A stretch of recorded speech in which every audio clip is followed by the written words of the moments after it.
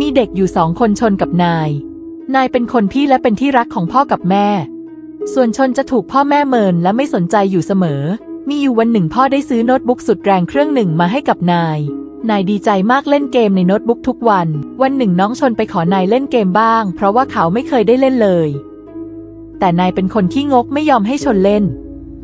วันหนึ่งนายไม่อยู่บ้านชนเลยแอบไปเล่นโน้ตบุ๊กของนายพอนายกลับมาเห็นนายก็ไปฟ้องพ่อเข้ามาตีชนจนร้องไห้แล้วบอกว่าห้ามไปขโมยของใครมาเล่นโดยที่ไม่ขอเช้าวันต่อมาทั้งสองไปโรงเรียนแต่ว่านายลืมโน้ตบุ๊กไว้ที่โรงเรียนแล้วมีคนมาขโมยไปนายกลับบ้านมาฟ้องพ่อว่าชนเป็นคนเอาโน้ตบุ๊กของนายไปทิ้งชนถูกพ่อตีอีกครั้งและสั่งไม่ให้ออกไปเล่นข้างนอกพร้อมกับให้กินข้าวแค่1 มื้อเท่านั้นวันต่อมาพ่อซื้อคอมสุดแรงเครื่องใหม่มาให้นายแต่กลับซื้อตุ๊กตาเน่าๆมือ2 ตัว1ให้ชนแทนในระหว่างที่ชนกับนายกำลังนั่งกินข้าวอยู่นั้นนายก็เอาผักมาใส่ในจานข้าวของชนเพราะว่านายไม่ชอบกินผักพอถึงเวลาของหวานนายก็ไปแย่งไอติมของชนไปกินคนเดียวนายอยากจะกินขนมเพิ่มอีกแต่ไม่มีตังค์เลยไปขโมยเงินในกระปุกออมสินของชนแล้วเอาไปซื้อขนมแล้วในตอนเย็นที่ชนทำการบ้านเสร็จแล้วนั้นเขาก็ไปเข้านอนพร้อมที่จะไปเรียนในวันพรุ่งนี้แต่นายก็คิดจะแกล้งชนอีกครั้งโดยการเอาการบ้านของชนไปแอบไว้วันต่อมาชนถูกคุณครูตีเพราะว่าไม่มีการบ้านมาส่งพอตกเย็นตอนชนกำลังเดินกลับบ้านนั้นนายก็พาหมาที่ดุร้ายมาปล่อยแล้วสั่งให้มันวิ่งมากัดชนแต่ชนก็หนีรอดมาได้หวุดหวิดเกือบโดนหมากัดชนไประบายความเศร้ากับตุ๊กตาหมีของเขาซึ่งเป็นสิ่งเดียวที่เขารักและคอยรับฟังปัญหาของชนมาตลอดนายเมื่อได้เห็นเช่นนั้นเลยเข้าไปฉีกทำลายตุ๊กตาหมีต่อหน้าชนร้องให้เสียใจที่ตุ๊กตาหมีที่เขารักถูกทำลายแต่เจ้าตุ๊กตาตัวนั้นก็เดินเข้ามาปลอบชนพร้อมบอกกับเขาว่าไม่เป็นไรนะเธอจะต้องเข้มแข็งเข้าไว้ฉันจะอยู่เคียงข้างเธอเองเช้าวันต่อมาที่เป็นวันหยุดพ่อก็ได้ใช้ให้ชนไปล้างรถเสร็จแล้วก็ไปให้อาหารหมาจากนั้นแม่ของเขาก็ให้ออกไปซื้อของพ่อกลับมาก็ต้องมาซักผ้ากวาดบ้านและก็ล้างจานชนทำงานบ้านทุกอย่างที่พ่อแม่สั่งในขณะที่นายนั่งดูทีวีอย่างมีความสุขแถมยังใช้ให้ชนทำการบ้านให้กับเขาด้วยชนเหนื่อยมากเลยไปแอบพักอยู่บนห้องแม่ขึ้นมาบ่นชนว่าให้ช่วยเอาขยะไปทิ้งด้วยแล้วก็เอาตุ๊กตาหมีเน่าๆไปทิ้งซะเพราะแม่ไม่ชอบมันชนปฏิเสธแม่ทำให้แม่โมโหเอาตุ๊กตาตัวนั้นไปโยนทิ้งในแม่น้ำแล้วพ่อก็ขึ้นมาพาตัวชนไปพ่อสั่งให้ชนไปเดินขายพวงมาลัยถ้าขายไม่หมดห้ามกลับบ้านพอชนขายพวงมาลัยหมดพ่อก็ขับรถกลับบ้านแล้วบอกให้ชนเดินกลับบ้านเองซะในขณะที่ชนถูกพ่อทิ้งไว้เขาก็ต้องเดินกลับบ้านคนเดียวชนแวะไปที่แม่น้ำที่แม่เอาตุ๊กตาของเขามาทิ้งไว้ชนพยายามตามหาตุ๊กตาอยู่นานแต่ก็ไม่เจอเลยพอกลับถึงบ้านก็พบว่ามันได้กลับมารออยู่ที่เตียงแล้วแต่ครั้งนี้ตุ๊กตาไม่ได้พูดอะไรกับชนเลยเช้าวันรุ่งขึ้นพ่อของชนถูกไล่ออกจากงานพ่อของชนเครียดมากเลยคิดว่าจะเอาชนไปขายให้กับพวกโจรเพราะว่าชนไม่ใช่ลูกแท้ๆแต่เป็นเด็กที่เก็บมาเลี้ยงพ่อบังคับให้ชนไปกับพวกโจรพอมาถึงที่รังโจรก็ให้ชนไปนั่งเป็นขอทานแล้วขู่กับชนว่าถ้าแกหนีพวกฉันจะตัดขาแกพอตกเย็นพวกโจรก็มารับชนและก็บังคับให้ชนเอายาไปขายจากนั้นพวกโจรก็สั่งให้ชนทำความสะอาดรังโจรให้หมดชนทำงานจนหมดแรงสลบไปพอถึงเวลาเที่ยงคืนพวกโจรก็ไปนอนกันหมดทันใดนั้นหมีก็แอบเข้ามาที่รังของโจรเพื่อจะมาช่วยชนหมีพาชนเดินออกมาจากรังโจรแต่ว่ามีโจรคนหนึ่งที่ตื่นขึ้นมาเข้าห้องน้ำเห็นว่าชนกำลังจะหนีโจรคนนั้นยิงปืนใส่ชนแต่เจ้าหมีก็พุ่งไปรับกระสุนให้ชนแล้วทั้งสองก็หนีออกมาได้สำเร็จชนกลับเจ้าหมีเดินกลับไปที่บ้านแต่เขากลับถูกพ่อไล่ให้ออกไปแล้วบอกว่าไม่ต้องกลับมาที่บ้านนี้อีก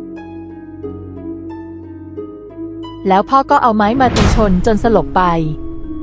เจ้าหมีพาชนไปที่มุมตึกแห่งหนึ่งแล้วหาที่นอนมาไว้ให้ชนแต่แล้วฝนก็ตกเจ้าหมีไปหาร่มมากางให้ชนเจ้าหมีคอยดูแลชนจนถึงตอนเช้าพอตื่นเช้ามาชนก็รู้สึกหิวข้าวเจ้าหมีและชนเลยออกไปขโมยขนมปังที่ร้านเพื่อจะได้มีอะไรมาตกถึงท้องแต่เจ้าของร้านก็โทรเรียกตำรวจแล้วมีตำรวจอยู่แถวนั้นพอดีตำรวจจึงจับตัวชนและเจ้าหมีไปขังไว้ที่สถานีตำรวจ คุณตำรวจได้โทรเรียกให้พ่อมารับตัวชนที่โรงพักจากนั้นพ่อก็ด่าชนว่าแกมันตัวภาระแล้วพ่อก็เอาชนไปทิ้งไว้ที่กองขยะแล้วก็ขับรถจากไปชายแก่คนหนึ่งได้เดินเข้ามาหาชนแล้วชวนให้ชนไปทำงานที่ร้านอาหารของเขาชายแก่จะจ่ายเงินให้ชนจึงตอบตกลงพอชนเข้าไปทำงานได้1 อาทิตย์วันหนึ่งพ่อแม่และนายก็มากินอาหารที่ร้านที่ชนทำงานอยู่พ่อเรียกให้ชนมารับออเดอร์แล้วสั่งอาหารแล้วพูดกับชนว่าแกต้องจ่ายตังค์มื้อนี้ให้ฉันไม่งั้นฉันจะพาแกไปขังไว้ที่บ้านแล้วตีแกทุกวันชนกลัวมากจึงตอบตกลงชนจะจ่ายตังค์ให้นายเรียกชนมาแล้วสั่งอาหารกับชนจำนวนมากพร้อมกับให้ชนเช็ดรองเท้าให้เขาพออาหารมาส่งนายก็เอาซุปราดหัวชนพร้อมกับพูดว่าแกทำซุปหกเช็ดสิวะชนทำได้เพียงก้มหน้าก้มตาเช็ดต่อไปแล้วพ่อแม่นายก็กินอาหารกันอย่างมีความสุขแล้วก็กลับบ้านไปชนทำงานที่ร้านด้วยความขยันหมั่นเพียรและหวังว่าเขาจะได้เงินตอนสิ้นเดือนจะได้เอาเงินไปเรียนต่อเพราะว่าชนไม่ได้ไปเรียนมาหลายวันแล้วพอถึงสิ้นเดือนทุกคนในร้านได้เงินกันหมดเหลือเพียงชนที่ยังไม่ได้เงินเดือนชนเลยไปขอเงินเดือนกับคุณลุงแต่คุณลุงกลับให้ขนมปัง1 ชิ้นมาแทนแล้วก็บอกกับชนว่านี่ไงหลังเงินเดือนของแกชนโกรธมากๆเพราะเขาทำงานมาอย่างเหน็ดเหนื่อยแล้วหวังว่าจะได้เงินเหมือนคนอื่นชนเลยโวยวายปาขนมปังใส่คุณลุงโกรธมากเลยไปหยิบกระทะมาตีชนแล้วไล่ชนออกจากร้านไปแล้วพูดว่าแกนี่มันเลี้ยงเสียข้าวสุกออกไปจากร้านกูไอเด็กเวรชนเสียใจและสิ้นหวังมากแต่ก็มีเจ้าหมีคอยปลอบใจชนอยู่ข้างๆเสมอชนกับเจ้าหมีไม่มีที่พักเลยต้องไปอยู่กับพวกคนไร้บ้านในสลัมวันหนึ่งชนหิวข้าวมากเลยจะคุยหาขยะหาของกินแต่ก็ไม่เจอของที่กินได้เลยแต่เจอเป็นเพียงหนังสือเล่มหนึ่งที่สอนเกี่ยวกับวิธีทำแตงกวาดองวันนั้นชนเลยอ่านหนังสือเล่มนั้นทั้งคืนเช้าวันต่อมาก็มีคนเอาแตงกวาสดๆใหม่ๆมาทิ้งที่ถังขยะชนเลยหยิบแตงกวาขึ้นมาแล้วคิดว่าเขาจะทำแตงกวาดองขายชนไปหาขวดแก้วจากกองขยะแล้วลองทำแตงกวาดองกับเจ้าหมีกัน2 คน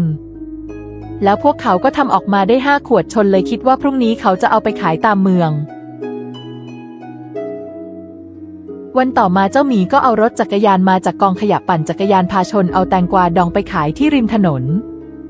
แล้วก็มีคุณป้าใจดีคนหนึ่งสงสารชนเลยคิดว่าจะซื้อแตงกวาจากชนคุณป้าถามชนว่าหนูขายแตงกวาอันละเท่าไหร่จ๊ะชนเลยบอกกลับไปว่าผมยังไม่ได้คิดราคาเลยครับจากนั้นคุณป้าก็เหมาแตงกวาดองของชนไป5 ขวดแล้วให้เงินชนมา 10,000 บาทแล้วบอกว่าไม่ต้องทอนนะลูกชนกับเจ้าหมีดีใจมากแล้วกลับไปที่พักของเขาแล้วคิดว่าเขาควรจะต้องเช่าบ้านหลังหนึ่งเพื่อจะได้ทำแตงกวาดองขายเจ้าหมีกับชนเลยเดินไปตามหมู่บ้านเพื่อดูว่ามีใครให้เช่าบ้างเลยไปเจอคุณป้าคนเดิมคุณป้าเลยให้ชนมาอยู่ที่บ้านได้ฟรีๆชนดีใจมากและขอบคุณคุณป้าแต่เขาขอเป็นการนอนที่โรงรถของคุณป้าแล้วเขาจะทำงานบ้านให้คุณป้าเป็นการแลกเปลี่ยนแทนจากนั้นชนเลยจะเปิดบริษัทขายแตงกวาดองแต่ก่อนอื่นต้องไปซื้อแตงกวาที่ซุปเปอร์มาร์เก็ตก่อนจากนั้นชนและเจ้าหมีก็ไปซื้อแตงกวาและวัตถุดิบมาทำแตงกวาดองแต่แล้วเขาก็ไปเจอกับนายที่มาซื้อของนายเห็นชนแล้วรีบวิ่งจะเข้ามาหาชนนายเดินเข้ามาหาชนแต่หมีเข้าไปกันไว้แต่โดนนายผลักกระเด็นออกไปจากนั้นนายก็เดินเข้ามาหยิกหูชนแล้วพูดว่าแกต้องมาทำการบ้านให้ฉันจากนั้นนายก็พาชนไปที่บ้านแล้วสั่งให้ทำการบ้านพอชนทำการบ้านเสร็จนายก็ไล่ให้ชนออกไปเพราะแกมันหมดประโยชน์แล้วไอ้ขี้ข้าชนเดินกลับไปที่บ้านของคุณป้าด้วยความเศร้าแต่เมื่อถึงบ้านชนก็เห็นหมีที่ทำแตงกวาดองเสร็จพอดีทั้งสองดีใจแล้วคิดว่าพวกเขาจะไปขายแตงกวาดองในเมืองด้วยกันในวันพรุ่งนี้เช้าวันต่อมานายไปโรงเรียนแล้วเข้าไปส่งการบ้านแต่ว่านายโดนครูตีเพราะการบ้านที่ชนทำนั้นชนตั้งใจทำให้ผิดหมดทุกข้อนายโกรธมากที่ถูกชนหลอกนายกำลังเดินกลับบ้านเห็นว่าชนกำลังขายแตงกวาดองอยู่เลยเข้าไปทำลายแตงกวาดองของชนแล้วพูดว่าแกกล้าหลอกฉันหรอไอ้ขี้ข้านายเอาน้ำแตงกวาดองราดหัวชนแล้วเอาเงินที่ชนขายแตงกวาได้ไปจนหมด แล้วพูดว่านี่คือเงินที่แกต้องชดใช้ที่ทำให้ฉันโดนครูตีแล้วนายก็เดินกลับบ้านไปหมีที่เดินกลับมาหาชนก็พบว่าชนกำลังนั่งร้องให้อยู่เลยเข้าไปถามชนว่าเกิดอะไรขึ้นชนเลยเล่าให้หมีฟังเมื่อหมีได้ยินก็โกรธมากแล้วเขาก็พูดกับชนว่าฉันคิดวิธีแก้แค้นออกแล้วหมีได้คิดแผนการที่จะไปเอาเงินที่นายขโมยไปมาคืนให้ชนกับหมีแอบไปขโมยรถขณะที่พ่อกำลังไปซื้อของหมีขับรถพาชนไปที่บ้านของนายแล้วขับรถชนไปที่หน้าบ้านเต็ม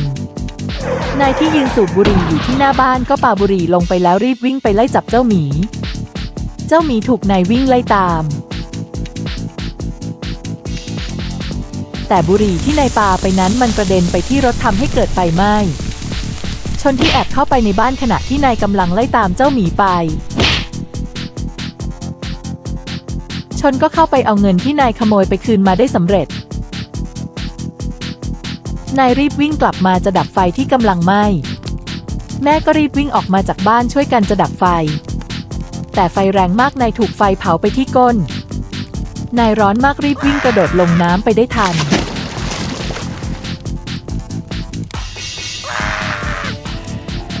จากนั้นไม่นานรถดับเพลิงก็มาดับไฟไว้ได้ทันแม่ตกใจมากรีบพานายไปส่งโรงพยาบาลแต่เมื่อไปถึงโรงพยาบาลคุณหมอก็บอกว่านายไม่เป็นอะไรมากแค่ไฟลวกตูดเฉยๆทายาแป๊บเดียวก็หายพ่อที่กลับบ้านมาก็ยืนช็อกอยู่หน้าบ้านเพราะบ้านไม่ไปได้ครึ่งหลังแต่เงินที่เก็บอยู่ในบ้านถูกไฟเผาจนหมดชนกับหมีดีใจมากที่ได้เงินคืนมาแต่ชนสงสารนายมากเลยไปที่โรงพยาบาลเอาแตงกวาดองไปให้นายตอนนายหลับพอนายตื่นขึ้นก็โมโหมากแล้วความแค้นของชนกับนายก็ได้เริ่มต้นขึ้นเมื่อนายออกจากโรงพยาบาลเขาก็ยังแสบตูดจากแผลไฟไหม้ที่ยังไม่หายดีนายก็คิดจะแก้แค้นชนให้ได้นายแอบตามชนไปจนเห็นว่าชนอยู่ที่บ้านของคุณป้านายแอบเข้าไปในโรงรถที่ชนเก็บแตงกวาดองเอาไว้นายเอายาถ่ายไปใส่ในโถแตงกวาดองแต่ว่ามีได้มาเห็นพอดีเลยแอบดูอยู่เงียบๆจากนั้นนายก็เดินกลับบ้านไปมีเดินตามนายไปพบว่านายได้มาอยู่ที่บ้านหลังใหม่เพราะว่าบ้านหลังเก่าถูกไฟไหม้ไปมีแอบเข้าไปในบ้านของนายแล้วเอาแตงกวาดองที่นายใส่ยาถ่ายเอาไว้ไปใส่ไว้ในตู้เย็นพ่อที่กำลังหิวขึ้นมากลางดึกก็เข้ามาเปิดตู้เย็นแล้วเห็นแตงกวาดองเลยหยิบขึ้นมากินพ่อกินอร่อยมากพอกินหมดก็รู้สึกปวดท้องสุดๆเพราะยาถ่ายที่นายใส่เอาไว้มันเริ่มออกฤทธิ์แล้วพ่อรีบวิ่งเข้าห้องน้ำทันทีคืนนั้นพ่อไม่ได้นอนเลยเพราะเข้าห้องน้ำไป8 รอบนายที่มาเห็นแตงกวาที่พ่อกินไปก็รู้ทันทีว่าชนต้องแกล้งเขาแน่ๆมันทำให้เขาโกรธอีกครั้งแล้วตั้งใจว่าจะต้องทำลายชีวิตชนให้จงได้เช้าวันรุ่งขึ้นนายที่กำลังออกไปแก้แค้นชนก็ถูกพ่อห้ามไว้เพราะว่าพ่อของนายได้งานทำใหม่แล้วแต่ต้องย้ายบ้านไปอยู่อีกเมืองหนึ่งนายจึงขอพ่อเพื่อไปล่ำลาชนเป็นครั้งสุดท้ายนายมาดักรอชนที่หน้าบ้านแล้วพูดว่าฉันจะย้ายบ้านแล้วแต่ฉันสัญญาว่าถ้าฉันโตขึ้นฉันจะกลับมาทำลายชีวิตแกจะต้องกลับไปเป็นขอทานข้างถนนจากนั้นนายก็กรีดยางรถของชนแล้วเดินจากไปแต่แล้วมีก็มาซ่อมยางให้ชนแล้วทั้งสองก็เข้าไปขายแตงกวาในเมือง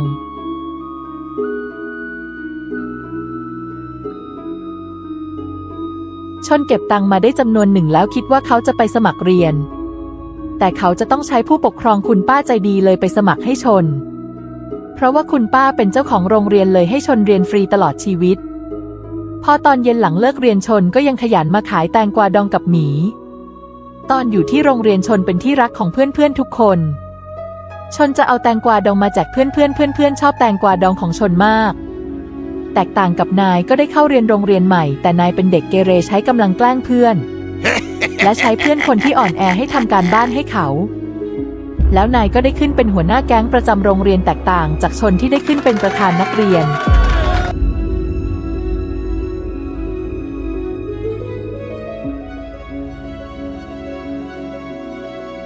นายชอบไถตังเพื่อนที่เป็นเด็กอ่อนแอไม่มีทางสู้และชอบข่มขู่ว่าถ้าไปฟ้องครูนายจะทำร้ายเด็กคนนั้นด้วยการให้เด็กคนนั้นกินขี้หมา เหล่าเด็กๆที่ถูกนายรังแกเลยประชุมรวมตัวกันจะแกล้งนายคืนเหล่าเด็กที่อ่อนแอจะเอาขี้หมาไปใส่ในลิ้นชักโต๊ะของนายแล้วก็จะเอาหมากฝรั่งไปแปะไว้ที่เก้าอี้พอตอนนายหลับก็จะเอาหาวตัวใหญ่ไปใส่บนหัวนายคันหัวมากเลยต้องให้พ่อโกนหัวให้พอไปโรงเรียนก็โดนเพื่อนผู้หญิงล้อว่าหัวล้านนายทนไม่ไหวพาเพื่อนนักเลงไปจับตัวเด็กที่อ่อนแอที่แกล้งเขามาที่ตึกร้าง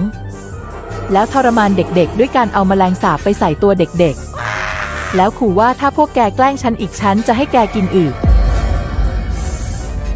เหล่าเด็กๆกลัวมากเลยไปบอกพ่อแม่ให้ย้ายโรงเรียน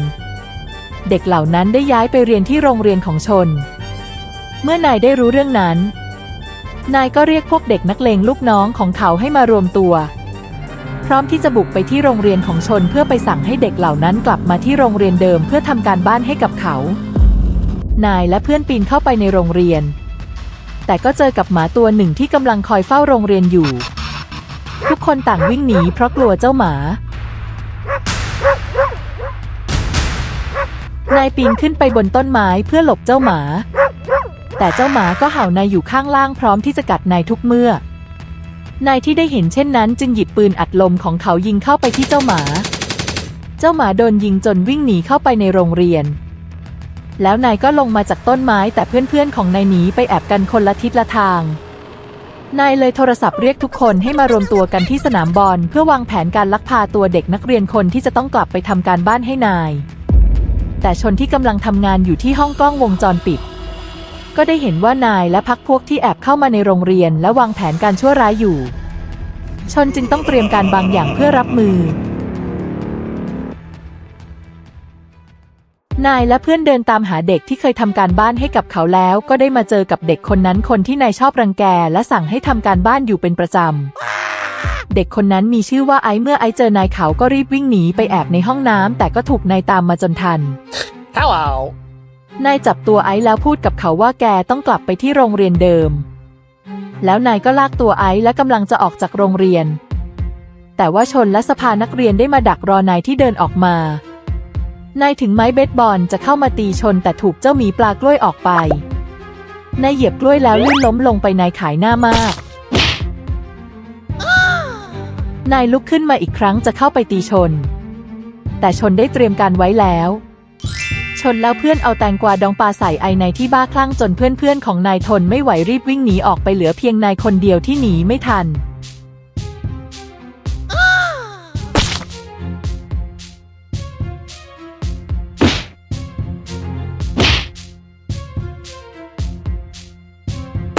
หมีส่งแตงกวาดองสูตรพิเศษที่คิดขึ้นมาใหม่เป็นแตงกวาดองรสหม่าล่านายที่ถือไม้วิ่งมาจะถึงตัวชนก็ยัดแตงกวาดองรสหม่าล่าใส่ปากนายจนนายเผ็ดมากๆนายที่กินแตงกวารสหม่าล่าลงไปก็เผ็ดจนทนไม่ไหวแล้วล้มลงไปกลิ้งอยู่บนพื้นชนและเพื่อนๆช่วยไอซ์มาได้สำเร็จแล้วก็จับนายส่งตัวให้คุณตำรวจแต่ตำรวจคนที่มารับตัวนายก็คือพ่อของนายเองนายเลยรอดเพราะถูกพ่อช่วยเอาไว้จากนั้นพ่อก็บอกนายว่าไม่เป็นไรแกจะต้องแก้แค้นไอชนมันให้ได้เมื่อเจอกับชนในครั้งหน้านายที่กลับบ้านไปก็เครียดแค้นชนมากยิ่งขึ้นเขายังไม่เข็ดยังคงเป็นเด็กเกเรสูบบุหรี่รังแกเพื่อนแล้วยังเตะหมาแล้วชอบออกไปแว้นรถกับเพื่อนๆเป็นประจำนายไม่ชอบเรียนหนังสือแถมยังไม่ทำการบ้านทำให้นายเรียนได้เกรด0ทุกวิชาแตกต่างจากชนที่เป็นคนขยันเรียนแล้วยังสอบชิงทุนได้ทุนไปเรียนที่ต่างประเทศคุณป้ามาส่งชนที่สนามบินชนต้องไปเรียนที่อเมริกาต้องจากลากับเจ้าหมีชนให้หมีดูแลธุรกิจแตงกวาดองของเขาต่อไปแล้วสัญญากับหมีว่าจะเรียนให้จบแล้วมาทำบริษัทแตงกวาดองส่งออกไปทั่วโลกให้ได้แล้วเวลาก็ได้ผ่านไป20 ปีชนก็ได้เข้ารับปริญญาที่มหาลัยมีเจ้าหมีกับคุณป้ามาร่วมยินดีพร้อมที่จะกลับมาสานต่อบริษัทที่ประเทศไทยส่วนนายก็กลายไปเป็นโจรที่ชอบขโมยของคนอื่นแต่เขามีพ่อเป็นตำรวจเลยไม่เคยติดคุกเลยเรื่องราวของทั้งสองคนจะเป็นอย่างไรต่อไปโปรดติดตามตอนต่อไป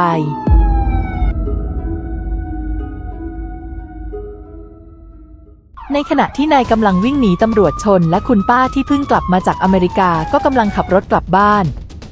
แต่นายก็มาตัดหน้ารถของชนทำให้รถชนนายกระเด็นไปไกล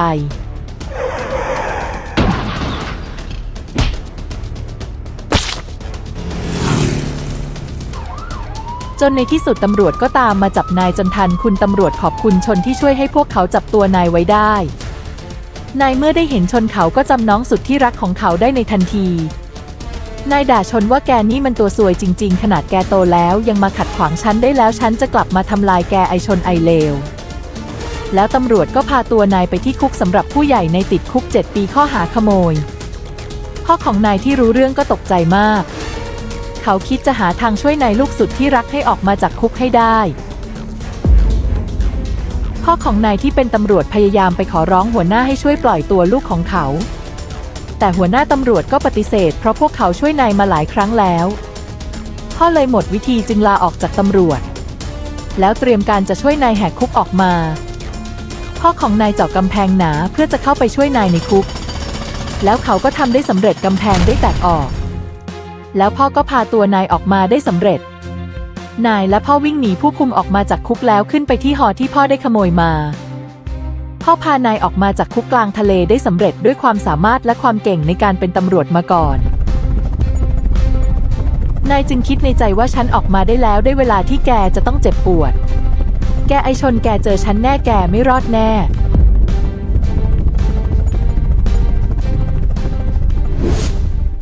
เมื่อชนกลับมาถึงบ้านก็คิดจะสานต่อบริษัทแตงกวาดองกับเจ้าหมีที่ได้ให้สัญญากันไว้เช้าวันต่อมาชนก็ได้เอาเงินที่เจ้าหมีขายแตงกวาดองมาได้ในตอนที่ชนไปเรียนที่อเมริกาหมีขายแตงกวาได้เงินมา1 ก้อนเป็นจำนวน10 ล้านบาทหมีเลยยกเงินทั้งหมดให้ชนจึงนำเงินนั้นไปซื้อเครื่องจักรมาผลิตแตงกวาดองหมีจะได้ไม่ต้องทำแตงกวาดองด้วยตัวเองจากนั้นเมื่อผลิตแตงกวาดองออกมาได้สำเร็จชนก็เริ่มขายแตงกวาดองผ่านทางออนไลน์ทำให้มียอดสั่งซื้อจำนวนมากและทั้งคู่ก็ออกไปส่งแตงกวาดองตามบ้านต่างๆที่สั่งแตงกวาดองจากชน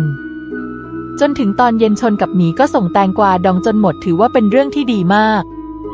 และเมื่อกลับมาถึงที่บ้านชนก็ต้องพบกับข่าวที่เลวร้ายสุดๆคุณป้าได้เรียกตัวชนเข้าไปพบแล้วบอกข่าวร้ายกับชนว่าคุณป้าป่วยเป็นมะเร็งระยะสุดท้ายอยู่ได้อีกไม่กี่วันแล้วคุณป้าขอบคุณชนที่คอยดูแลคุณป้าและอยู่เป็นเพื่อนคุณป้าเลยจะมอบสมบัติทั้งหมดให้แก่ชนรวมถึงบริษัทของคุณป้าเพื่อให้ชนมาดูแลต่อเพราะคุณป้าไม่มีลูกชายจึงจะมอบทุกอย่างให้กับชนเพราะชนเป็นเหมือนลูกแท้ๆของเขาชนร้องให้เสียใจเพราะคนที่เขารักต้องมาจากเขาไปชนขอบคุณคุณป้าที่คอยช่วยเหลือเขามาตลอดและชนให้สัญญาว่าจะดูแลบริษัทของคุณป้าด้วยความตั้งใจแล้วเมื่อเวลาผ่านไปได้เพียง1 อาทิตย์คุณป้าก็ได้จากโลกใบนี้ไปคุณป้าที่แสนดีจะคอยอยู่ในใจชนตลอดไปจากนั้นชนก็เข้าไปดูแลบริษัทของคุณป้าโดยการนั่งเป็นประธานบริษัทคอยดูแลบริษัทธนาคารต่อจากคุณป้าและดูแลบริษัทแตงกวาดองทั้ง2 บริษัทต่อไปเรื่องราวของชนกับนายยังไม่จบเพียงเท่านี้จะเป็นอย่างไรต่อไปโปรดติดตามตอนต่อไปนายและพ่อที่แหกคุกออกมาได้สำเร็จก็โดดลงมาจากเฮลิคอปเตอร์เพราะน้ำมันหมดแต่เมื่อโดดลงน้ำมาก็เจอกับจระเข้1 ฝูงทั้ง2ว่ายน้ำหนีตายจากจระเข้ผู้หิวโหยแต่ก็ยังโชคดีที่มีเหล่าชนเผ่าพื้นเมืองเข้ามาช่วยพวกเขาไว้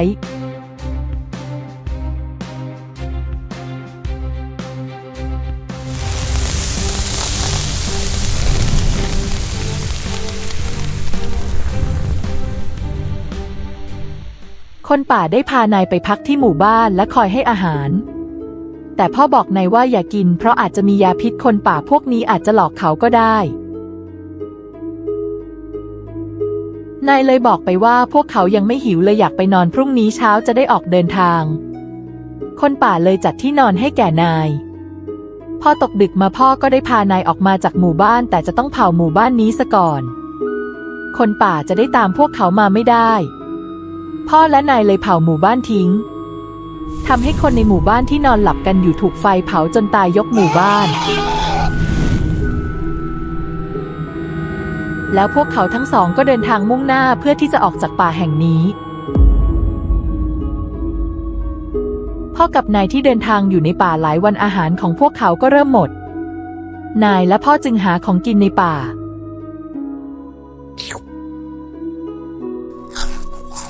พ่อเลยไปเจอรังนกอยู่1 รังเลยฆ่าพวกมันทั้งแม่ลูกเพื่อเอามาย่างกินกัน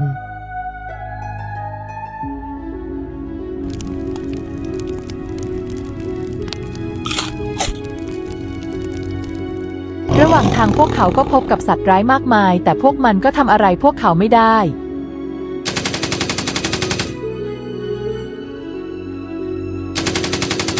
แล้วในที่สุดนายก็ได้มาพบกับถนนสายหนึ่งที่มีรถผ่านนายเลยโบกรถอยู่หลายชั่วโมงแต่ก็ไม่มีใครจอดเลยแล้วก็มีรถคันหนึ่งที่ผ่านมาใจดีจอดให้นายคนที่อยู่ในรถก็คือไอซ์คนที่นายชอบแกล้งตอนยังเป็นเด็กทั้งสองเริ่มจำกันได้หลังจากที่ไม่ได้เจอมาหลายปีนายขอโทษไอซ์ที่เขาเป็นคนไม่ดีตอนยังเป็นเด็กและขอให้ไอซ์พาพวกเขาไปส่งไอซ์ก็ตอบตกลงจะไปส่งนายกับพ่อในเมืองแต่พ่อก็ได้ควักปืนออกมาแล้วขโมยรถของไอซ์ไปแทน2 พ่อลูกเลยขับรถของไอซ์ออกไปปล่อยให้ไอซ์ต้องอยู่คนเดียวกลางถนนนายพบกระเป๋าของไอซ์ในรถมันมีโทรศัพท์กระเป๋าตังค์และลอตเตอรี่อยู่1 ใบแล้วทั้งสองก็ขับรถเข้าไปในเมืองได้อย่างปลอดภัย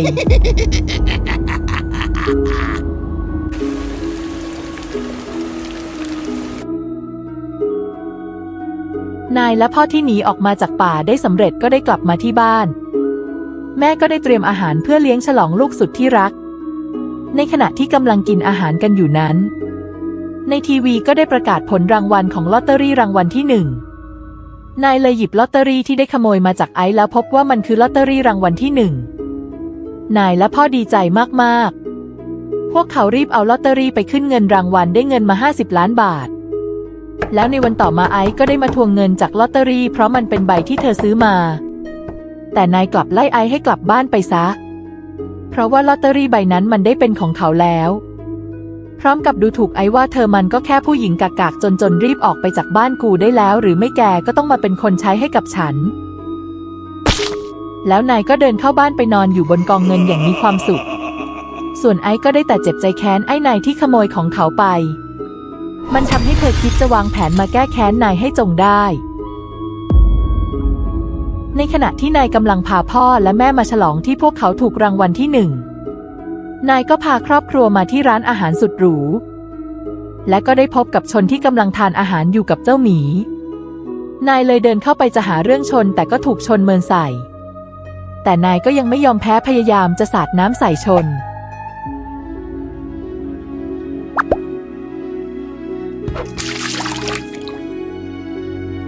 แต่ชนก็หลบได้ทันและก็เอาแตงกวายัดใส่ปากนายแล้วก็พูดกับนายว่าตอนนี้เขาไม่ใช่เด็กที่อ่อนแออีกต่อไปแล้วเขาจะไม่ยอมนายอีกต่อไปแล้วพ่อก็ได้มาห้ามนายไว้เพราะถ้าเกิดเรื่องอีกนายอาจจะต้องกลับไปกินข้าวแดงในคุกอีกครั้งนายเลยยอมเดินจากไปจากนั้นชนก็ได้เรียกผู้จัดการร้านมาคุยแล้วขอซื้อร้านอาหารนี้ต่อผู้จัดการเลยรีบขายร้านให้ชนในทันทีจากนั้นชนก็สั่งให้รปภ.ลากตัวนายและครอบครัวให้ออกจากร้านไปในทันทีแล้วสั่งไม่ให้นายเข้ามากินอาหารที่ร้านนี้อีกเพราะร้านนี้ได้เปลี่ยนชื่อเป็นร้านอาหารของชนกับหมีนายโกรธและแค้นชนมากๆความแค้นของนายที่มีต่อตัวชนก็เพิ่มขึ้นไปถึงจุดสูงสุด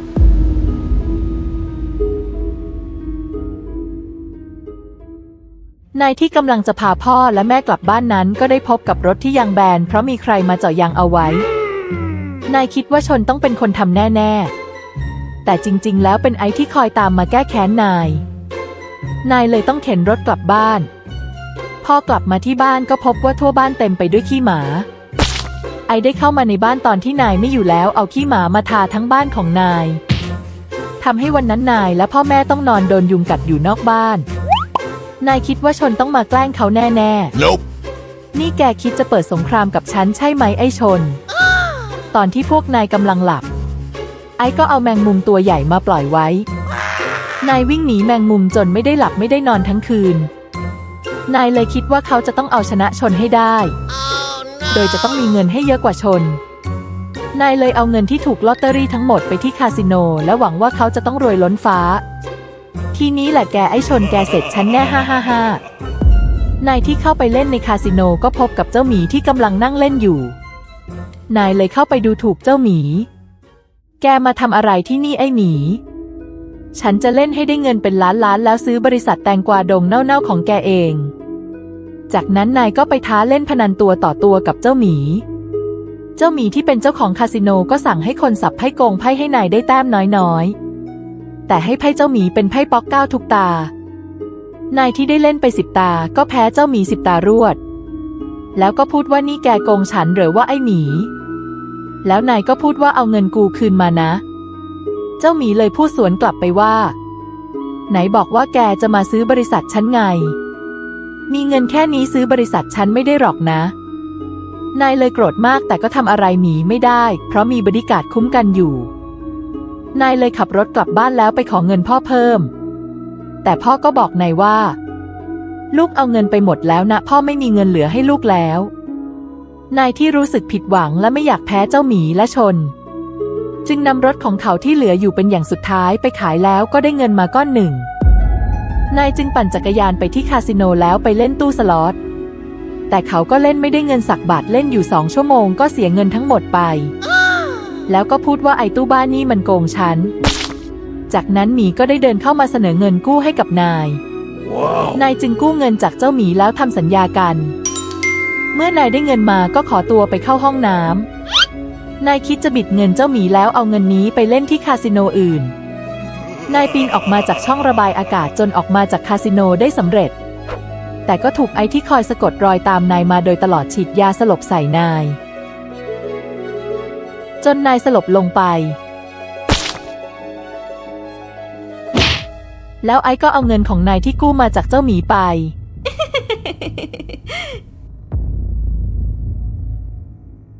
นายที่ตื่นมาก็พบว่าเขาถูกจับถอดเสื้อแล้วเหลือแต่กางเกงในจนมีเด็กแถวนั้นเข้ามาล้อเลียนเขาแล้วเด็กๆก็ขโมยจักรยานของนายไปนายเดินกลับบ้านแบบใส่กางเกงในตัวเดียวแถมยังเป็นหนี้อีก10 ล้านที่กู้มาจากเจ้าหมีอีกนายที่กลับบ้านมาจากการเสียพนันจนหมดตัวและก็เป็นหนี้อีก10 ล้านก็ได้กลับมาร้องให้เสียใจอยู่ที่บ้านพ่อก็ได้มาบอกกับนายว่าให้เขาไปหางานทำเพราะว่าตอนนี้ที่บ้านไม่มีเงินเหลือแล้วนายจึงไปปลอมเอกสารเพราะเขาเรียนไม่จบจากนั้นวันรุ่งขึ้นนายก็ไปสมัครงานแล้วก็เดินมาเจอชนที่เป็นยามยืนอยู่หน้าธนาคารแต่จริงๆแล้วเขาเป็นประธานบริษัทปลอมตัวมาเพื่อมาดูความเรียบร้อยของบริษัทนายเลยเดินเข้าไปดูถูกชนฮ่านี่แกตกอับขนาดนี้เลยเหรอดูฉันเอาไว้ฉันจะเข้าไปสมัครงานแล้วได้ตำแหน่งใหญ่โตส่วนแกก็จะมาเป็นลูกน้องฉันทำงานกระจอกของแกต่อไปชนจึงพูดกลับไปว่าฉันเป็นยามแล้วมันกระจอกตรงไหนจากนั้นนายก็เดินเข้าบริษัทไปแล้วชนก็ได้โทรหาลูกน้องของเขาให้รับนายเอาไว้เป็นพนักงานบริษัทเพราะชนมีแผนการบางอย่าง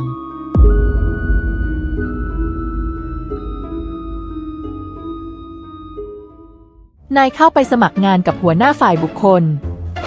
แล้วพูดว่าผมจบปริญญาเอกผมขอสมัครเป็นหัวหน้าผู้จัดการครับแต่หัวหน้าฝ่ายบุคคลก็ตอบกลับมาว่าตำแหน่งนั้นมันเต็มแล้วเหลือเพียงตำแหน่งเดียวคือตำแหน่งหัวหน้าพนักงานรักษาความปลอดภัยนายจึงตอบตกลง Okay. จากนั้นคุณนกก็รับนายมาเป็นหัวหน้ายามนั่นเองแล้วบอกกับนายว่าให้มาเริ่มงานได้วันพรุ่งนี้จากนั้นนายก็รีบเดินไปบอกกับชนว่าฉันได้เป็นหัวหน้าแกแล้วพรุ่งนี้ฉันจะมาใช้งานแกให้แกเหนื่อยจนแกทนไม่ไหวแล้วลาออกไปเลยฮ่าแล้วเจอกันพรุ่งนี้นะไอ้น้องรัก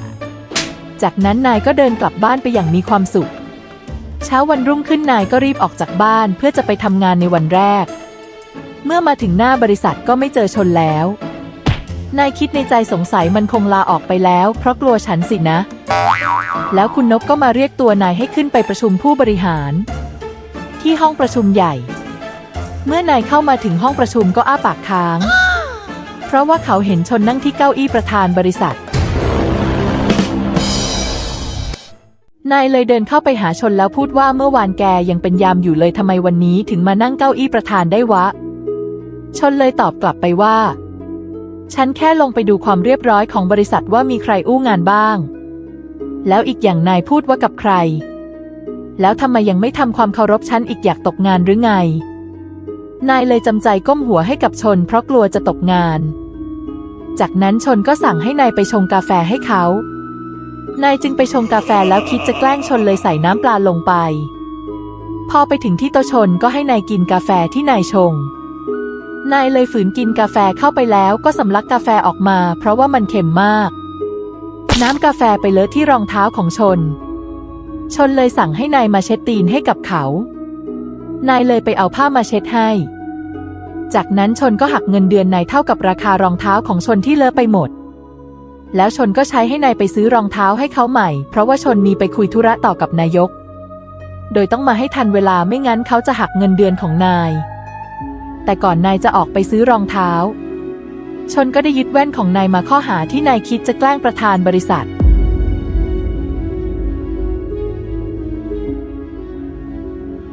นายที่เพิ่งซื้อรองเท้ามาได้รีบเดินออกจากร้านโดยที่ยังรู้สึกโมโหจากเหตุการณ์ในบริษัทไม่ทันหายจู่ๆก็ต้องชะงักเมื่อเห็นจอนยืนรออยู่พร้อมสีหน้าเย็นชาสายตาคมกริบและสุนัขตัวโปรดของเขาอยู่ข้างๆจอนพูดเสียงต่ำได้เวลาจ่ายหนี้แล้วนายรีบตอบแบบลนลานผมยังไม่พร้อมนะพี่จอนให้เวลาผมอีกหน่อยไม่ทันขาดคำนายก็หันหลังวิ่งหนีทันทีจอนถอนหายใจเบาๆก่อนจะเริ่มวิ่งตามพร้อมสุนัขคู่ใจที่เห่าขู่เบาๆนายที่รีบวิ่งหนีก็ไปเจอกับแว่นที่วางอยู่บนโต๊ะนายเลยขโมยมาใส่นายพุ่งเข้าสู่ตลาดสดหวังหลบในฝูงชนแต่กลับลื่นไปชนแผงขายผลไม้จนมะม่วงกระเด็นกลิ้งเต็มพื้นจอนตามมาติดๆนายคว้ากล้วยที่ตกอยู่โยนใส่จอน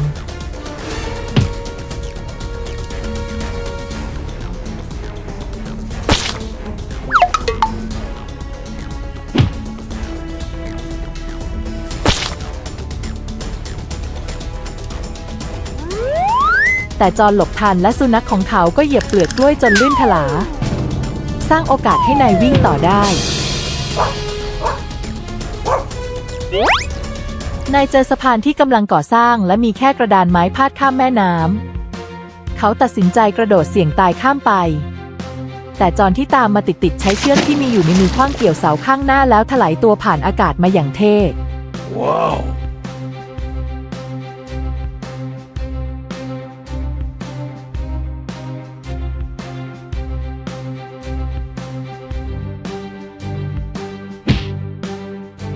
นายหลบเข้าไปในโกดังร้างหยิบของที่เจอแถวนั้นปาใส่จอนทั้งกล่องกระดาษลังไม้และแม้กระทั่งปลายางจอนยังคงนิ่งและก้าวเข้ามาอย่างมั่นคงนายเห็นประตูหนีไฟรีบวิ่งทะลุออกไปในที่สุดนายหลุดเข้าไปในห้องหนึ่งและพบกับชายคนหนึ่งนั่งรออยู่ในความมืดชายคนนั้นไม่ใช่ใครอื่นแต่เป็นเจ้าหมีที่รออยู่หมียิ้มแฉ่งฉันรู้ว่านายต้องมาที่นี่และฉันก็ชวนจอนมาช่วยเก็บหนี้ให้ด้วยนายร้องลั่นนี่มันแผนของแกหรอไอ้หมีฉันโดนพวกแกหลอกอีกแล้วในจังหวะที่ทุกคนประมาทนายคว้าโหลแตงกวาดองที่อยู่บนโต๊ะแน่นอนว่ามันคือแตงกวาดองของเจ้าหมีนายปาแตงกวาดองใส่เจ้าหมีนายใช้โอกาสนี้วิ่งหนีออกไปได้สำเร็จนายหัวหมุนและตั้งใจวิ่งหนีเอาตัวรอดจอนที่ไม่ยอมปล่อยเป้าหมายหลุดมือสั่งสุนัขคู่ใจให้วิ่งล้อมนายอีกทาง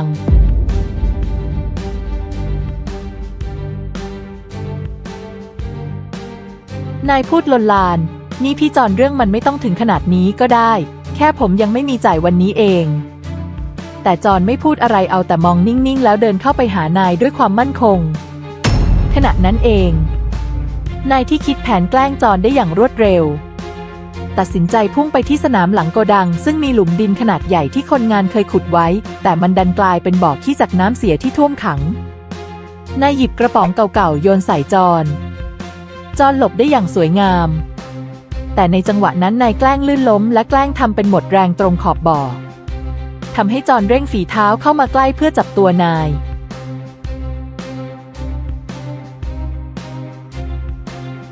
นายรวบรวมแรงเฮือกสุดท้ายกระโดดหลบไปอีกทางในวินาทีสุดท้ายทำให้จอนก้าวพลาดและตกลงไปในบ่อขี้เต็มๆพร้อมเสียงตุ้มดังสนั่นนายหัวเราะสะใจโอ้ยฮ่าโทษทีนะพี่จอนคราวหน้าค่อยมาทวงใหม่ละกันสุนัขของจอนที่ยืนอยู่ขอบบ่อเห่าเสียงดังเหมือนจะเรียกเจ้านายแต่นายไม่สนใจรีบวิ่งหนีออกไปจากที่นั่นสุดชีวิตจอนที่เปื้อนขี้เต็มตัวค่อยๆเงยหน้าขึ้นนายแกไม่รอดแน่นายรีบวิ่งกลับไปที่บริษัทแต่ว่าเขาทำรองเท้าที่ซื้อมาให้ชนหายไปตอนที่วิ่งหนีจอนพอมาถึงชนก็พูดว่านายมาช้าไป30 นาทีนะนายเลยพูดอธิบายกับชนไปว่าเขาถูกนักเลงมาทำร้ายแต่ชนก็ไม่สนใจชนลดตำแหน่งของนายจากหัวหน้ายามกลายเป็นยามธรรมดาข้อหาทำงานไม่สำเร็จจากนั้นชนก็ใช้ให้นายไปเอารถมาแล้วขับไปส่งเขาที่รัฐสภาเพราะเขามีคุยงานต่อระหว่างทางชนสั่งให้นายจอดรถแวะซื้อของชนจะลงไปซื้อของฝากให้กับท่านนายกจากนั้นชนก็เดินเข้าร้านไปพ่อที่กำลังเก็บขวดเอาไปขายก็ได้มาเห็นชนพอดีพอชนออกมาจากร้านพ่อก็ได้เข้าไปทักทายชนและขอเงินกับชนเพราะว่านายได้เอาเงินของพ่อไปเล่นพนันจนหมดจนตอนนี้ที่บ้านกำลังจะถูกธนาคารยึดชนเลยให้ตังค์พ่อไป1 ล้านแล้วพูดกับพ่อว่าต่อไปนี้เราไม่มีอะไรติดค้างกันแล้วขอบคุณที่เลี้ยงผมมาแต่ไม่ต้องมาเจอผมอีกแล้วบ้านหลังนั้นผมจะสั่งให้ลูกน้องไม่ต้องไปยึดเพราะผมเป็นเจ้าของธนาคารแล้วชนก็เดินขึ้นรถไปพอนายขับรถพาชนมาถึงรัฐสภาชนก็สั่งให้นายไปซื้อรองเท้าให้กับชนระหว่างรอเขาไปเข้าประชุมแต่ครั้งนี้ต้องซื้อมาให้สำเร็จแล้วห้ามมาสายไม่งั้นเขาจะไล่นายออกนายเลยคิดจะแกล้งชนนายเลยไปซื้อรองเท้าแล้วเอาเข็มใส่ไว้ในรองเท้าพอชนใส่รองเท้าก็จะได้แผลนายรีบวิ่งกลับมารับชนแล้วไปส่งชนที่บ้านชนที่เปิดกล่องรองเท้าออกมาแล้วกำลังจะลองใส่ดูเขาก็ได้ยินเสียงแปลกๆในรองเท้าชนเลยเช็คดูปรากฏว่ามันมีเข็มมากมายที่ปักอยู่ชนเลยคิดในใจนายนี่ไม่เคยเปลี่ยนไปเลยนะนายเอารถไปส่งที่บริษัทแล้วก็คิดในใจแกเสร็จฉันแน่ไอชนแต่จู่ๆนายก็เห็นจอนเดินผ่านมาทั้งสองสบตากันจอนพูดขึ้นมาว่าได้เวลาแก้แค้นแล้วนายวิ่งหนีสุดชีวิตนายวิ่งหนีขึ้นไปบนด่านฟ้าแล้วพบกับกระดานไม้ที่พาดเป็นสะพานระหว่างทั้งสองตึกนายข้ามสะพานมาได้แล้วรีบยกไม้กระดานออกทำให้จอนตกลงมาจากบนตึกแต่โชคดีที่มีถังขยะอยู่ข้างล่างแล้วก็เป็นอีกครั้งที่เขาจับตัวนายไม่ได้นายกลับบ้านอย่างมีความสุขพบว่ามีกล่องรองเท้ากล่องใหม่ที่วางอยู่หน้าบ้าน wow. นายเลยคิดว่าพ่อต้องซื้อมาให้เขาแน่ๆนายเลยสวมรองเท้าแล้วตะโกนลั่นเข็มทิ่มไปที่เท้าของนายเจ็บปวดมากมันเป็นรองเท้าใบที่เขาคิดจะแกล้งชนแต่เพราะว่าชนได้สั่งให้ลูกน้องเอารองเท้ามาไว้ที่บ้านนายติดกับเข้าแล้ววันต่อมานายไปทำงานหัวหน้าสั่งให้นายยืนเฝ้าที่ประตูหน้าเพื่อไม่ให้คนแปลกหน้าเข้าไปที่บริษัทเด็ดขาดแล้วต้องแลกบัตรด้วยใครไม่มีสติกเกอร์ห้ามเข้า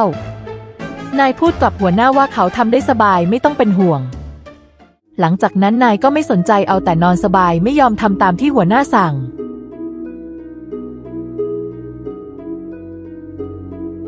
พอนอนเสร็จก็ตื่นมานั่งเล่นเกมทั้งวัน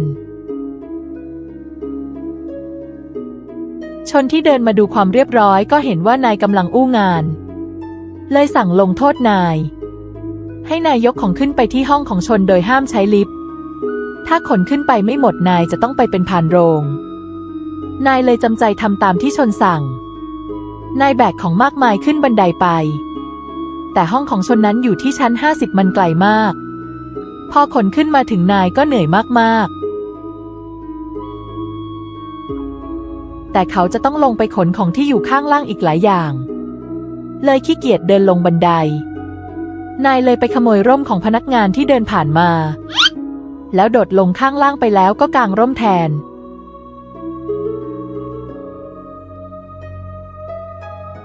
จนถึง6 โมงครึ่งนายก็ขนของขึ้นมาจนหมด แล้วชนก็พูดว่าสายไปอีกแล้วนะ30 นาที ตั้งแต่พรุ่งนี้ไปนายจะกลายไปเป็นพานโรงชนให้เขาไปเป็นพานโรงแล้วต้องมาทำงานตั้งแต่เช้ามืดห้ามมาสายโดยเด็ดขาดนายเจ็บใจมากที่ถูกชนใช้งานอย่างเดียวแล้วยังโดนให้ไปเป็นพานโรงแต่นายก็ต้องจำใจทำไปก่อนวันต่อมานายมาที่บริษัทแต่เช้าก็ได้เห็นชนที่มาก่อนแล้วชนสั่งให้นายไปล้างห้องน้ำทั้งหมดในบริษัท100 ห้องแล้วห้ามให้คนอื่นมาช่วย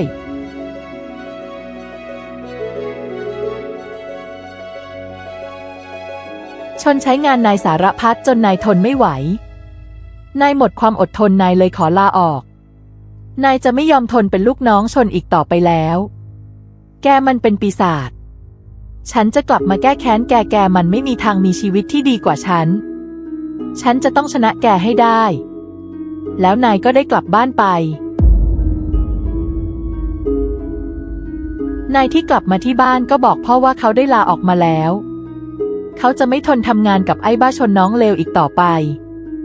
นายขอให้พ่อช่วยเขาไปปล้นธนาคารของชนแล้วเอาเงินของชนไปให้หมดชนมันจะได้ร้องไห้แล้วชีวิตมันจะต้องจบสิ้นพ่อเลยยอมจะช่วยนายเพราะเขารักนายมากแต่ก่อนอื่นเราจะต้องไปจับตัวเจ้าหมีมาเป็นตัวประกันซะก่อนพ่อและนายเลยวางแผนกันจะไปลักพาตัวหมีนายได้มาดักหมีที่หน้าบริษัทแตงกวาดองแล้วก็เดินสะกดรอยตามหมีไปจนทำให้รู้ที่อยู่ของหมี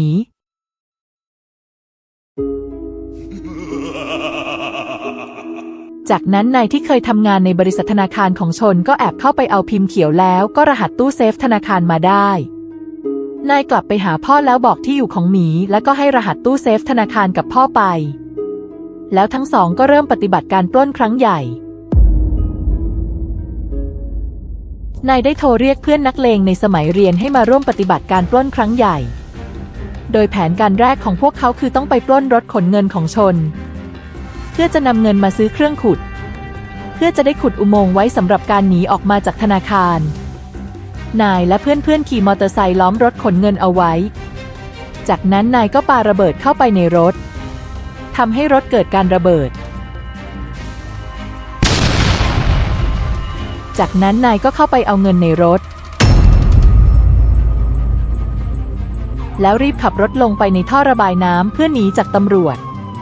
แล้วนายก็ได้เงินมา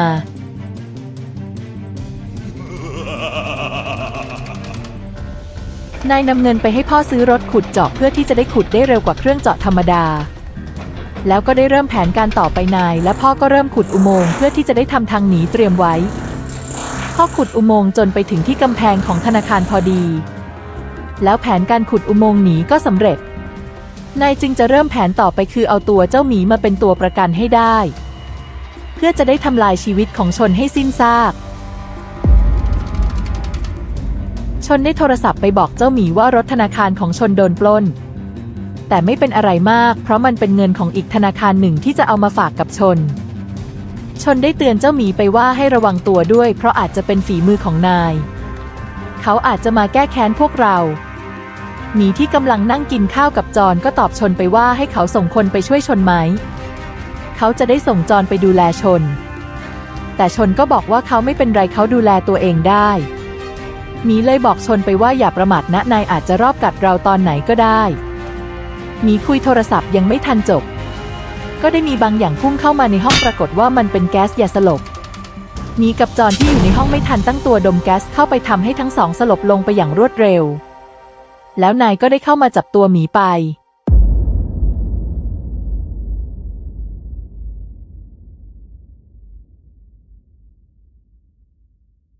นายพาตัวหมีมาที่รังโจรของเขาหมีที่ฟื้นจากการสลบก็พูดขึ้นมาว่าแกต้องการอะไรกันแน่แกต้องการเงินหรอเดี๋ยวฉันจะให้นายเองฉันมีเงินเยอะปล่อยฉันไปเดี๋ยวนี้นะแล้วนายก็พูดกับหมีไปว่าตอนนี้สิ่งเดียวที่ฉันต้องการคือทำลายชีวิตไอชนฉันต้องการให้มันเจ็บปวดที่สุดก่อนมันจะตายหุบปากของแกซะพรุ่งนี้ฉันจะไปปล้นธนาคารของไอชนแล้วฉันก็จะฆ่าแกต่อหน้าไอชนให้มันร้องให้ไปเลยแล้วนายก็เอาเทปมาปิดปากหมีเอาไว้ขังเอาไว้ในห้องใต้ดิน จอนที่ฟื้นขึ้นมาจากการสลบไปก็รีบออกตามหาหมีไปในทันทีจอนขับรถตาม GPS ที่ติดไว้กับตัวหมีแล้วพบตำแหน่งใน GPS ของหมีพอดีชนที่รีบกลับมาที่บ้านของหมีก็พบว่าหมีได้หายตัวไปชนคิดว่านายต้องเป็นคนทำแน่ๆชนเครียดมากเพราะเพื่อนคนเดียวของเขาในตอนนี้ตกอยู่ในอันตรายเข้าแล้ว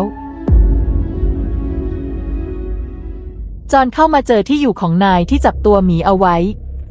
แต่มีพวกโจรลูกน้องของนายคอยเฝ้าอยู่หน้าประตูหลายคนจอนรีบโทรไปบอกชนว่าให้เรียกกำลังเสริมมาโดยด่วน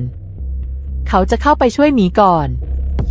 จอนบุกเข้าไปตัวคนเดียวปะทะกับพวกโจร100 คนที่เฝ้าอยู่จอนกำจัดพวกโจรที่อยู่แนวหน้าได้เกือบหมดแล้วถามกับพวกโจรไปว่าหมีอยู่ที่ไหนแล้วพวกแกจะทำอะไรกันแน่โจรที่กลัวจอนมากๆเลยบอกกับจอนไปว่านายเรียกให้พวกเขามาช่วยปล้นธนาคารเขารู้เพียงเท่านั้นนายที่ได้รับรู้ว่าจอนได้ตามมาถึงที่นี่ก็ได้เริ่มแผนการปล้นก่อนกำหนดนายสั่งให้พ่อไปเอารถมาเขาจะไปเอาตัวเจ้าหมีมาแล้วเริ่มปฏิบัติการปล้นในทันทีพ่อขับรถบรรทุกคันใหญ่ออกจากรังโจรจอนที่ได้เห็นรถวิ่งออกมาก็รู้ได้ในทันทีว่าเจ้าหมีอยู่ข้างในรถจอนเลยกระโดดก่อรถไปลูกน้องของนายขับรถตามนายมาเพื่อจะมาตามล่าจอนยิง RPG ใส่เหล่าพวกโจรที่ตามมาแล้วนายก็ได้ขึ้นมาบนหลังคารถเข้าต่อสู้กับจอนทั้งสองเข้าต่อสู้กันอยู่ข้างบนหลังคาจอนบอกให้นายส่งตัวหมีมาแต่นายก็โกหกจอนไปว่าเขาได้ฆ่าหมีไปแล้วแต่จอนไม่ยอมเชื่อนายจนกว่าจะได้ตัวหมีนายเลยจะลงไปเอาตัวหมีมานายส่งตัวหมีที่เป็นตุ๊กตาปลอมให้กับจอนในขณะที่จอนกำลังเผลออยู่นายก็ผลักจอนลงไปทำให้จอนตกลงไปบาดเจ็บหนักชนที่โทรมาหาจอนพอดีจอนบอกชนไปว่าพวกมันกำลังไปปล้นธนาคารกันแล้วก็พาตัวหมีไปเป็นตัวประกันไว้แล้วไม่ทันไรชนก็ได้ขับรถสวนกับนายไปชนเห็นจอนนอนเจ็บอยู่ตรงข้างถนนชนเลยลงไปช่วยจอนในทันที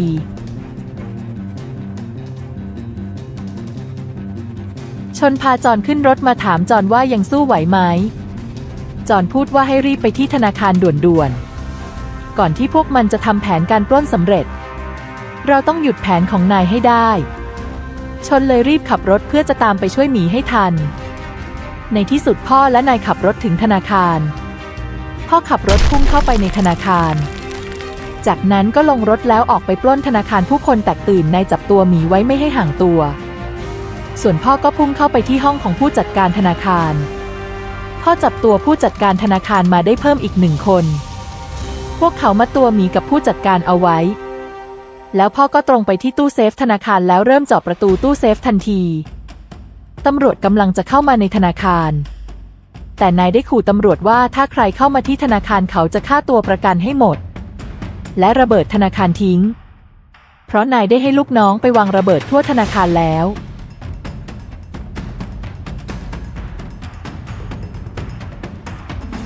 ตำรวจจึงส่งคนเข้ามาเจรจากับนายขอให้ตำรวจเอาเฮลิคอปเตอร์มาให้พวกเขาถ้าไม่ทำตามทุกคนในธนาคารจะต้องตายตำรวจจึงต้องทำตามที่นายสั่งเพราะต้องรักษาชีวิตตัวประกันเอาไว้ชนที่มาถึงธนาคารพอดีก็ถูกตำรวจห้ามเอาไว้ไม่ให้เข้าไปในธนาคารเพราะนายอาจจะระเบิดธนาคารก็ได้ชนเลยพูดกับสารวัตรไปว่าเขาจะแอบเข้าไปข้างในกับจอนเพื่อไปช่วยตัวประกันออกมาชนเป็นคนเดียวรู้ว่าประตูลับสุดยอดเข้าธนาคารอยู่ตรงไหนเพราะชนเป็นคนสั่งให้สร้างขึ้นมาได้ไม่นานกันไว้เผื่อมีเหตุการณ์ปล้นนายจะไม่มีทางรู้ว่าพวกเราเข้าไปแล้วถ้าสามารถไปกดปุ่มฉุกเฉินได้ไฟในธนาคารก็จะดับลงจะเป็นโอกาสให้พวกเราจัดการกับนายได้แน่นอนเพราะพวกมันก็จะมองอะไรไม่เห็นเราก็จะช่วยตัวประกันออกมาได้สารวัตรจึงจะเข้าไปกับชนด้วยเพราะถ้าไปหลายคนนายจะรู้ตัว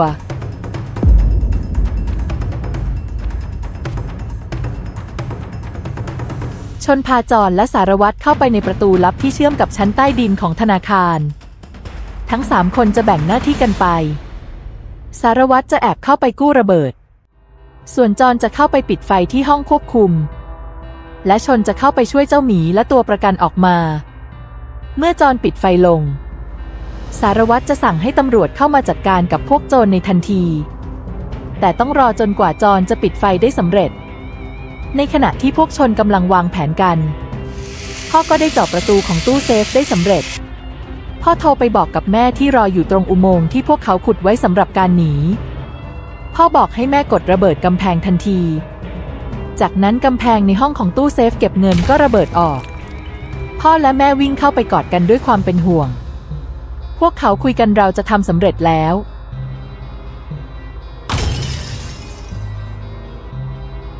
พ่อบอกให้แม่รีบขนเงินขึ้นไปในรถเขาจะไปตามตัวนายมาแล้วจะรีบหนีออกมาพอแม่ขนเงินเสร็จก็ให้รอที่รถอย่าเพิ่งไปไหนจนกว่าเขาจะพาตัวนายมาแม่เลยรีบขนเงินจำนวนมากขึ้นรถไปพ่อที่ต้องการจะหนีแล้วเพราะถ้าชักช้าพวกเขาจะโดนจับแน่พ่อได้มาตามนายให้รีบหนีได้แล้วอยู่ไปก็ไม่มีประโยชน์แต่นายไม่ยอมฟังพ่อเขาจะรอให้ชนมาที่นี่แล้วฆ่าเจ้าหมีต่อหน้าชนพ่อบอกว่านายกลายเป็นบ้าไปแล้วล้างแค้นตอนนี้ไม่ได้เราต้องรีบหนีแล้วไว้เราค่อยกลับมาจัดการมันตอนไหนก็ได้แต่นายก็ไม่ยอมฟัง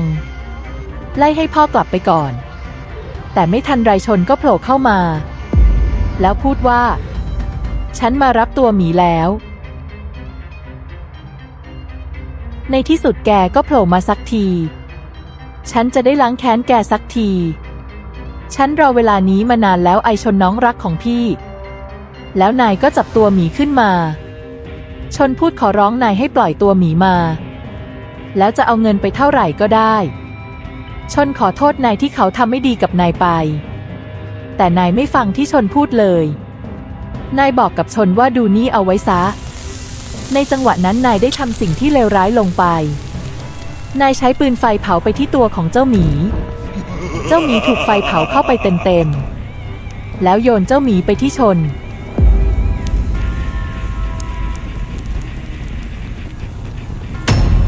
ชนพยายามจะดับไฟให้เจ้าหมีชนดับไฟลงได้แต่ตัวของเจ้าหมีนั้นถูกเผาไปครึ่งตัว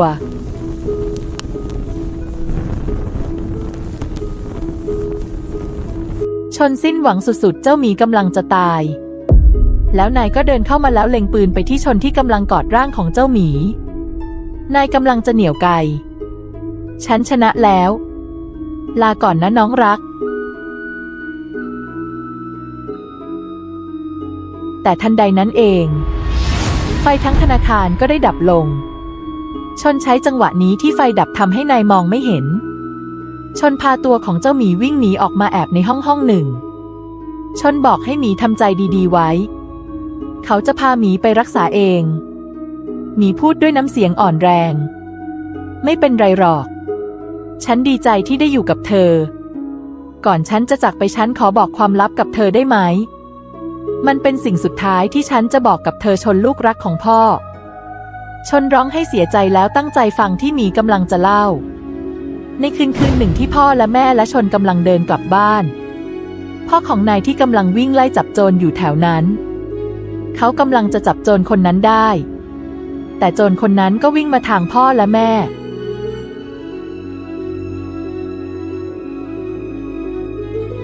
ทำให้พ่อของนายยิงปืนพลาดแทนที่เขาจะยิงโจรคนนั้นได้แต่ลูกกระสุนกลับพุ่งมาทางแม่ของลูกแม่ของลูกถูกลูกหลงยิงจนตายในคืนนั้น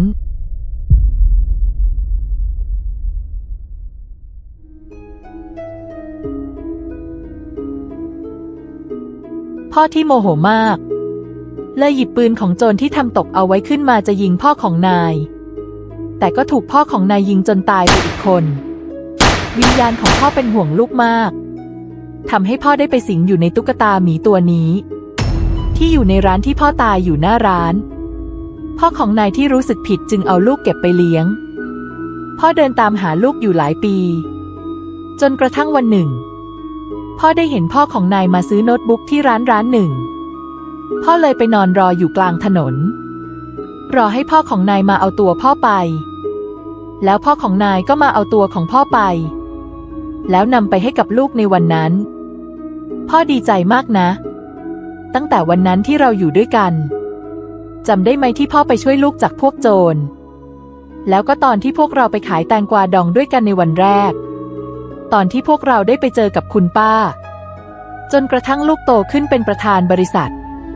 พ่อภูมิใจมากมันถึงเวลาที่พ่อจะต้องไปอยู่กับแม่แล้วก็คุณป้าแล้วล่ะลูกรีบหนีไปซะไม่ต้องห่วงพ่อนะเมื่อชนได้รู้เรื่องราวทั้งหมดที่พ่อได้เล่าให้ฟังชนก็ร้องไห้ไม่หยุดเมื่อเขารู้ว่าจะต้องเสียพ่อของเขาไปเขาทำได้แค่เพียงมองพ่อของตัวเองจากไปแล้วเจ้าหมีก็ได้จากชนไปภาพตัดไปที่จอนได้เข้ามากดปุ่มปิดไฟแล้วกำจัดพวกโจรลงไปได้ตำรวจจากด้านนอกก็บุกเข้ามาในธนาคารทันทีพ่อรีบบอกให้นายหนีเร็วเข้าเดี๋ยวจะไม่ทันการแต่นายก็พูดว่าเขายังไม่ได้ฆ่าไอชนเลยไอหมีมันคงจะตายไปแล้วสะใจชะมัดเมื่อพูดเสร็จไม่ทันไรตำรวจก็ได้เข้ามาล้อมพวกเขาไว้นายที่กลายเป็นคนบ้าไปแล้วก็พูดกับตำรวจไปว่าถ้าพวกแกเข้ามาอีก9 ชั้นจะระเบิดตึกนี้ทิ้งซะตำรวจค่อยๆเดินเข้ามาใกล้เรื่อยๆนายจึงกดปุ่มระเบิดทันทีแต่ระเบิดก็ไม่ทำงานแต่อย่างใดเพราะสารวัตรได้ไปกู้ระเบิดทั้งหมดไว้แล้วพ่อที่รู้ได้ทันทีว่าพวกเขาพลาดท่าแล้วกำลังจะถูกจับพ่อเลยผลักตัวนายออกไปแล้วเขาก็ได้ปาระเบิดขึ้นไปบนฟ้าแรงระเบิดทำให้ตำรวจที่ล้อมพวกเขาไว้กระเด็นออกไปไกลและมันก็ทำให้เสาได้หักลงมาทับที่ตัวของพ่อบอกกับนายให้รีบหนีไปแล้วค่อยมาช่วยเขาทีหลังพาแม่แกหนีไปซะถ้าเราโดนจับกันหมดทุกอย่างจะเสียเปล่าพ่อจะยิงสกัดพวกตำรวจให้แล้วนายที่ตื่นตระหนกจึงทำตามพ่อบอกรีบวิ่งหนีออกไปทางอุโมงค์ปล่อยให้พ่อยิงสกัดตำรวจอยู่คนเดียวนายที่วิ่งมาถึงรถแม่ก็ได้ถามว่าแล้วพ่อล่ะเกิดอะไรขึ้นนายจึงพูดว่าพ่อไม่รอดแล้วพ่อบอกให้ผมหนีออกมาเรารีบไปกันเถอะแม่เมื่อแม่ได้ยินก็บอกกับนายไปว่าลูกรีบขับรถออกไปก่อนแม่จะเข้าไปช่วยพ่อก่อนลูกต้องปลอดภัยแม่จะพาพ่อออกมาเองรีบไปสินายจึงไม่มีทางเลือกต้องทำใจขับรถหนีออกมาคนเดียวทิ้งให้พ่อและแม่อยู่ข้างในธนาคารส่วนแม่ก็วิ่งเข้าไปในธนาคารเพื่อจะไปช่วยพ่อแต่เมื่อไปถึงก็พบว่าพ่อได้ถูกจับแล้วแม่ก็ไม่รอดเช่นกันตำรวจรีบเข้ามาจับตัวแม่เอาไว้ได้ส่วนนายก็ได้แต่หนีออกมาและก็พบว่าจอนได้ตามเขามา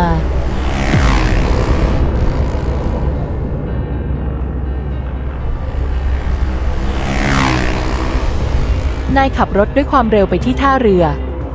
ที่มีเรือเตรียมเอาไว้สำหรับการหนีนายรีบลงจากรถแล้วขึ้นไปบนเรืออย่างไวทิ้งเงินจำนวนมากที่ปล้นมาเอาไว้ในรถเพราะเขาไม่มีเวลาขนเงินนั้นแล้วจอนใกล้เข้ามาทุกทีจากนั้นนายก็ขี่เรือดำน้ำแล้วหนีออกไปจนได้จอนที่วิ่งตามมาแต่ก็ตามนายต่อไปไม่ได้แล้วทำได้แค่เพียงเรียกตำรวจให้มาที่นี่แต่โชคก็ยังดีที่นายไม่ได้เงินของชนไป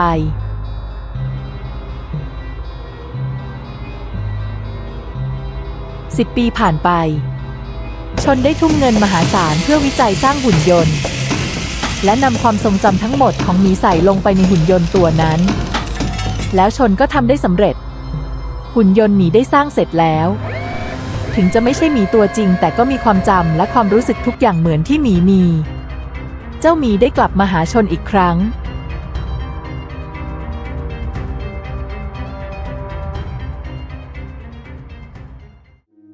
แล้วไม่นานชนก็ได้แต่งงานแล้วมีลูกชาย1 คน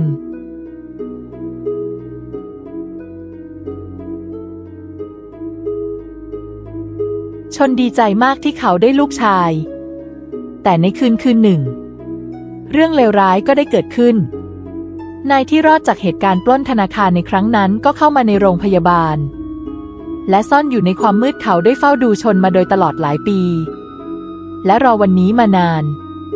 วันที่เขาจะได้แก้แค้นชนอีกครั้งนายได้ลักพาตัวลูกของชนออกจากโรงพยาบาลไปแล้วเขาก็คิดจะไปช่วยพ่อและแม่ของเขาที่ติดอยู่ในคุกชนฉันกลับมาแล้ว เราจะได้เจอกันอีกครั้ง แกไม่รอดแน่